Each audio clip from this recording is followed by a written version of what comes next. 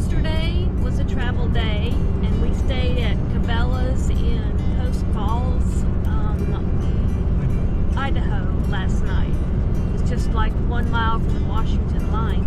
And today's another travel day, and right now we are traveling through a place called the Columbia Plateau, and it looks much like South Dakota because of the rolling hills and flat land, and there's a lot of wind also.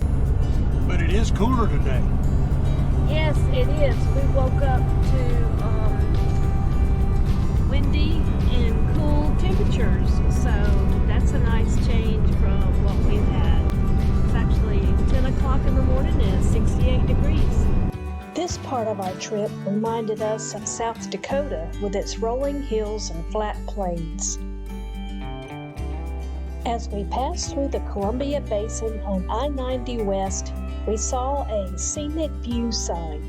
When we stopped at this viewpoint, we were blown away by what we saw. Okay, this is the Columbia River. And if you can spot them way in the distance over there across the river on that ridge, the top ridge, there are wind turbines way over there. The Puget Sound Energy Company is the one that runs these, and we're going to make a stop and see their facility there. The path over there takes us all the way down to the water. All the way down to the water? That's what he said. Wow. People have been hiking and looked at all the cairns. Oh, yeah.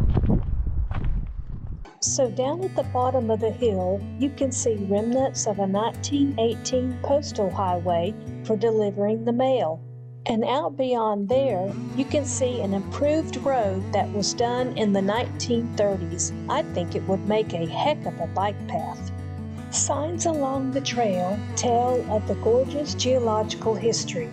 Millions of years ago, this area was once a lush, dense forest until volcanic activity, mudslides, and lava flows pushed up granite to form the Columbia Basin. Ancient volcanoes erupted, creating basalt flows that formed rock layers up to 2,000 feet thick. Tree remnants from the lush forest can still be seen today in the form of a petrified wood known as Ginkgo Petrified Forest State Park. So these are just some of the ancient lava flows up close.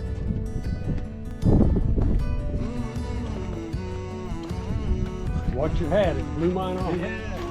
The wind constantly blows a gale, which is why the area across the gorge was chosen as a wind turbine site.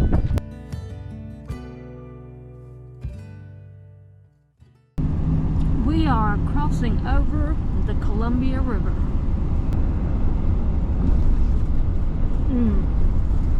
Look at that. Isn't that gorgeous?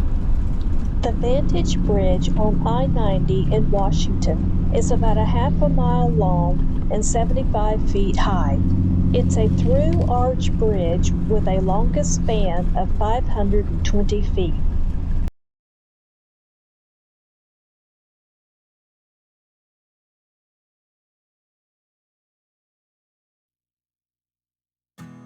Directly across the Columbia River is Ginkgo Petrified State Park, covering about 6,000 acres. Although the presence of petrified wood had been reported as early as 1896, the first indication of its presence in quantity in this vicinity was realized in 1927 during the construction of a highway between Ellensburg and Vantage. This park represents one of the most unusual petrified areas in the world. Few localities yield a flora so diverse, and only rarely are they preserved in lava flows. Well over 200 varieties of wood have been identified, including Ginkgo, the sacred tree of China. The Ginkgo no longer exists in the wild state. Development was initiated in the 1930s through a cooperative program involving the state of Washington, the National Park Service, and the Civilian Conservation Corps. Since that time, the Washington State Parks and Recreation Commission has developed the present modern interpretive center with exhibits interpreting the geological story. Because of its unique character, Ginkgo Petrified Forest State Park has been designated as a registered natural landmark by the U.S. Department of the Interior.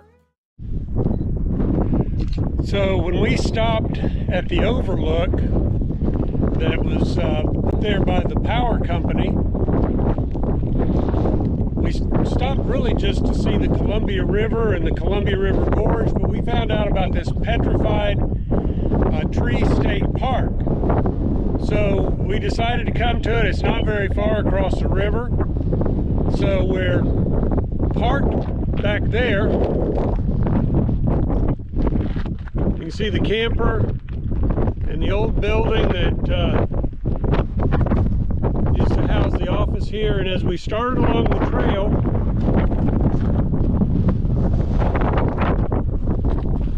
this is the first sample, petrified wood. And it looks like they've got them all enclosed in cages so that nobody can mess with them. As I said earlier, all around this region, there were basalt lava flows that happened over and over again over millions of years. These petrified trees were accidentally uncovered when the area was excavated to build a road which goes to the city of Vantage. A state permit was given to a group of researchers so that this petrified forest would be protected. Researchers uncovered several varieties of petrified wood, including Ginkgo, maple, Douglas fir, elm, and oak. So stops like we just made aren't really planned. They just happen. We just happen to see information about them and we say, hey, you want to stop? And sure, let's stop.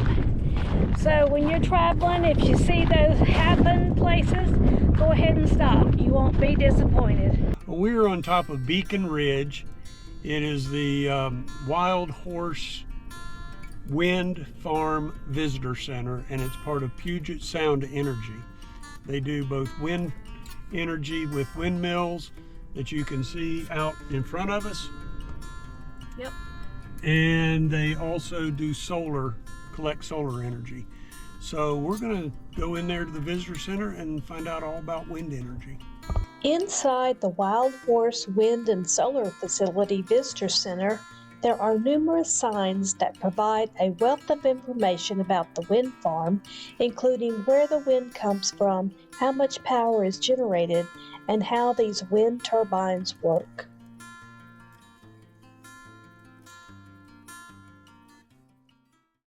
You see that mountain sticking up way over there? Yep. That's, what you would call it? Mount Rainier? Rainier.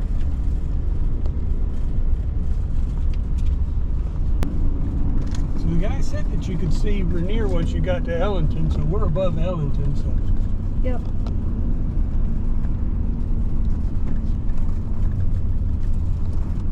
Yep, that's Rainier, way out there. 14,400 feet.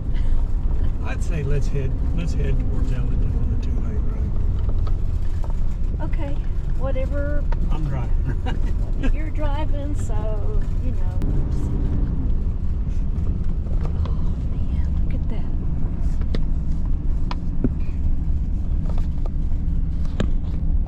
So did you read that? You see how the wings are turned kind of sideways? Yeah. Like this?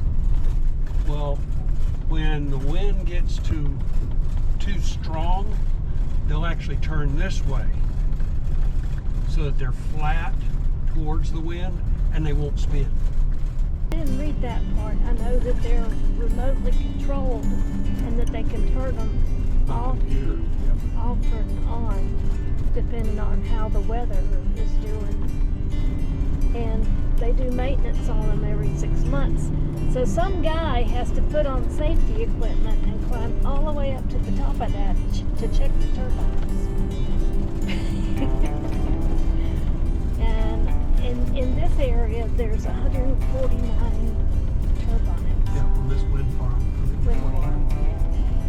So from the Columbia River, I could count 70. I counted 79 of them. So there's another 70 that I couldn't see that were down in here. Hey y'all, we really appreciate you watching our video. If you liked it, be sure to give us a thumbs up and subscribe to our channel, the Go With The Flow couple. Bye y'all.